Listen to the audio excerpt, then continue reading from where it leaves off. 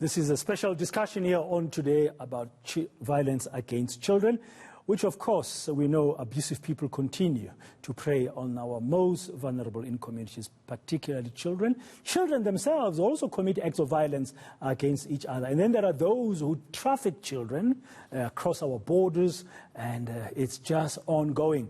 We started our discussion earlier. We heard from the police, from Major General Bafana Linda earlier, saying that it's a societal issue. Law enforcers can only do so much, but members of communities also need to act up. We've also heard from the Minister of Police, earlier, talking to my colleague, Sally Badet, sounding like he was shifting blame, but also saying it's not just up to the police. So who should do what? Now, so far in the discussion, Ms. Dumisile Nala from Childline has says, what kind of heritage are we building for our children if we can't protect them today? And there is issues of resources. Ms. Mayke Huijbregts from Unicef telling us that globally things are dire, but that you can't solve violence against children without solving the root cause. Addressing things like patriarchy, because it's all systemic. It's a global pandemic.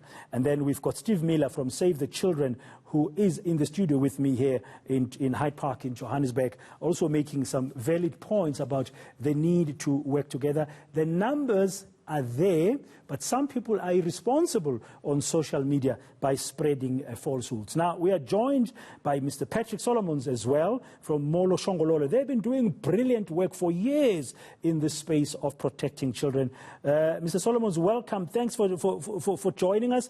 I've asked a question, as we get into this part of our discussions, that we understand violence is increasing, it's not going away, taking different forms. You've got violence at home, violence by strangers, child trafficking, and you've got violence among children themselves. What should we really be doing? A lot of talk has happened, policies exist, laws exist. What can we do to make sure that whatever we do, what we have, will effectively protect our children and keep them safe? Well, thank you for having me. From where we are, what we see is that our children and our communities, our parents, their basic human rights are being violated every day. And I think that is what we need to do. We need to ensure that people can enjoy their basic human rights. So things like poverty, for example, we haven't done well at all to eradicate poverty. And I think if you look at how poverty impacts on children, on families, on communities, then you also get a sense that the vulnerability of children to these kinds of crimes and to these kinds of violations that's happening. Because something like trafficking is a money-making operation, right? So it thrives on the demand, for example, and also it thrives on people who will exploit others, and in this case also children, to make money. So poverty is a big challenge. We need to create jobs. We need to ensure that we create sustainable jobs, and also jobs, of course, that won't exploit people. In South Africa, large numbers of people are working, but they earn below the basic wage. And I think that in itself is a problem. So parents are unable to take proper care of their children, properly feed them. And then, of course, also we need to keep our children in school. A large number of our children drop out of school. So that means by the time they are 18 and now have to go and seek a job, they are underqualified, right? They are unable to find the kind of jobs whereby they can earn a fairly good and a decent salary. So those are some of the problems. Then, of course, also other basic services that we have. Lack of housing is a big challenge. Every day we work with children who are compromised because of their shelter and their living conditions. Things like sanitation, overcrowding, and then, of course, also those things is a recipe for disaster. It increases domestic violence. It increases stress levels. So when there's a lack of income, for example, a lack of economic sustainability, it creates stress. When there is a lack of support systems in the family, in the community, it creates stress, and that is that further fuels violence.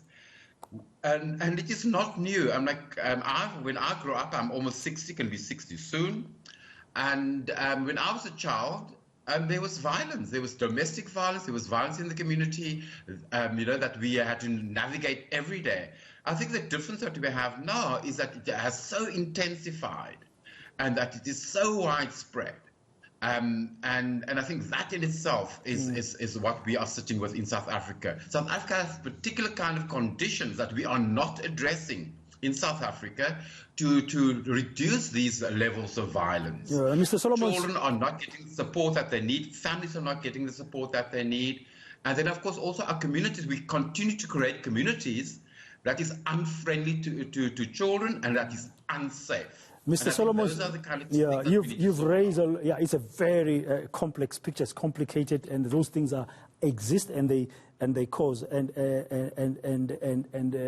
you're quite right. Violence has been with us for a long time. I mean, I grew up in White City Jabavu in Soweto. If I can share the stories of what I've seen as I was a child and what happened, it's unbelievable stuff. And you are right, it's getting worse, it's getting intensified, it's getting more widespread because the population as well has gone bigger. But systemically, we have problems, as the Unicef's Mayke Huijbregts told us. Globally, that sounds like a familiar picture, Mayke?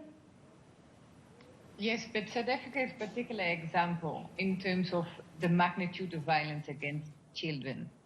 So globally, we have seen a spike in GBV during the pandemic and during lockdown now. But the levels of violence against children, because of the high levels of violence in the history of South Africa that continue to perpetuate, compounded by the intergenerational cycle of poverty, is much worse, double the global average in terms of child killing than in other countries. So this is a great concern and also derives from the high levels of inequalities, but also the toxic distress and the families, as Patrick said. We have 97% of households headed by women, and the brunt of unemployment is amongst these women. Then 70% of fathers are absent in childcare in South Africa, meaning that the brunt of childcare, both financially often and emotionally, falls on women, who then also need to provide an income and be employed in some way and be a parent. And all those roles in one during lockdown, that was complicated, and as Patrick explained, the moment the levels of stress go up, the level of violence and abuse against children goes up. And since children have experienced and witnessed it, they start to copy it.